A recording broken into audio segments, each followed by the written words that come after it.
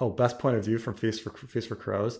I say this a lot that chapter for chapter, Aaron is hands down the best. Is the best point of view because you got to say that like he's got. Well, he only has 2 chapters in Feast for Crows, but one of them rocks, and then he only has 1 chapter in The Winds of Winter, and it fucking rocks. So that means like 2 out of 3 Aaron chapters, 2/3 of Aaron's chapters are fucking incredible. Baller. Yeah. Like, Aaron over Jamie, really? Well, there's a lot of filler. There's a lot of fillers. The problem, like Cersei has some amazing chapters, but there's so many of just you lose track of them. You're just like, which chapter is this? Right. Like I always say, like Cersei 4 is so fucking rocking. But if you were to ask, like, what's Cersei 2 and 3 about? You're like, oh, that's her like watching the Tower of the Hand burn and being like an asshole to her family. And you're like, oh, right, I forgot about that. You know. And like there's a little sloppiness too. I was rereading it recently, and like Cersei has like Osney Kettleback try to seduce Marjorie, but later there's a chapter where it seems like she gets the idea to have Marjorie like sleep, like have the lie that Marjorie slept with all these men.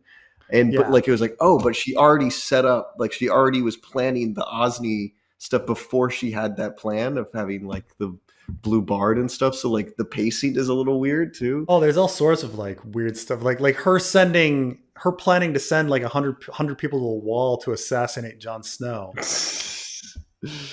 And then what? Like, it just didn't happen. Just didn't happen. Like what? Preston has been complaining about this for years. By the way, the assassinate Jon Snow plot is he won't let it go. I mean, because clearly, like John, like he knew that he was gonna have John assassinated. He just like fucking didn't know how. Preston, just say the line. Just say the line. George fucked up. Just say the line. I mean, look, it's a big book. He's gonna fuck up a lot. You know? Okay. I love you, but out of your mind, it's got that's the best is Jamie. It also has one of the best lines in the entire series when he talks to Loras. When the sun has set, no candle can replace it. That's got to be one of the most romantic things I've ever read. And the way his whole thing ends in Jamie 7. No, I mean, I think there's a lot of greatness to Jamie, but like, are you excited about like him talking about random knights asking about their sigils, House Hogg? Fuck yeah. And then what about Yennefer Longwaters? Are you interested about that? Right. Him interviewing Yennefer Longwaters and Yennefer Longwaters talking about his backstory of his house for no fucking reason. It's coming back up and wins, baby. It's coming back up. He's going to sit the throne. He's going to sit the throne. Yeah, him standing vigil for his father for just like ever. I don't know, like him talking to Bonifer Hasty. And the confessing to who's the Lancel, you know, or like him worrying about Pretty Pia, and like worrying about who's fucking, like he spends a lot of time worrying about who's fucking Pretty Pia. Like that's just like. Can you make the sound Ilan Payne makes when he tries to laugh? What's that? I love the Ilan Payne scenes. I do love the Ilan Payne. Yeah. There's like that's the thing. And I like the Blackfish is incredible. Like the Blackfish thing is incredible. Blackfish is good. Yeah. The Gemma scene where he's talking to Gemma about. Oh, come on, dude! I love him talking to Gemma. But for every one of that, there's also like him talking to his cousin with the beard, and he's whatever. I kind of like the Harrenhal where he thinks he wants revenge and then he gets it and he's like, throw this in the lake. Like I just feel kind of disgusted. Oh, the scene with the Red Ronin. That's a good one. Yeah, wax him over the wax him. Fuck that guy. What did I say, Jamie? So look, there's a lot of fucking greatness in the Jamie. But I will say it's slow to start because when he's in King's Landing, there's nothing for him to do. Yeah, I mean, some people really love the fucking Gatehouse Amy, like getting made fun of, like her mom, like just being like it's hanged, and stuff like that. Like you hang a you don't. A tapestry is hung, and like some people love that, but I do think that it doesn't get going until he leaves King's Landing, and there is some filler, but there's some great.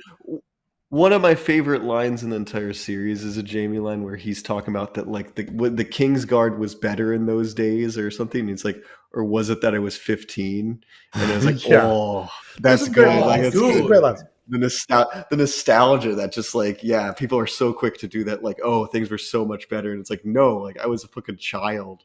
Okay, but here's the thing though about, because I often say now in retrospect that the tightest story from beginning to end is the Brienne story, like how it's structured and everything. It certainly doesn't have as many awesome moments as the Jaime or fucking clever lines. Because you find out that Jaime is more clever than Tyrion, which I think is great. But it's a better structured story when it comes to what you're doing with the character and the character growth and where you're going with it than Jaime, which Jaime is just meandering. It's him being awesome and meandering. Yeah. So, I will admit, I do need to go back and reread Brienne. And the reason why is because I don't talk about your videos often, but after watching your Brienne video, Brienne, Gender, and the Squishers, I'm sure I would look at the chapters very differently and probably in the better light. So that's a compliment to you and what you did with that. It's also Nimble Dick, man. Nimble Dick's so great. Yeah, exactly. Trey's tweet, oh no, Nimble Dick. Nimble Dick. That's like blown up. People are using that now as a meme. It's funny. You better not kill off Nimble Dick in the fanfic. He's already dead. Fuck you, George. You killed off Nimble Dick. Nimble Dick. Okay, just stalked Trey's Twitter, and his bio said Q level celebrity, and I laughed way too hard at that and with share. It's a warning joke. It was originally Z grade, but it's been slowly creeping up with milestones. Creeping up to Q. Yeah.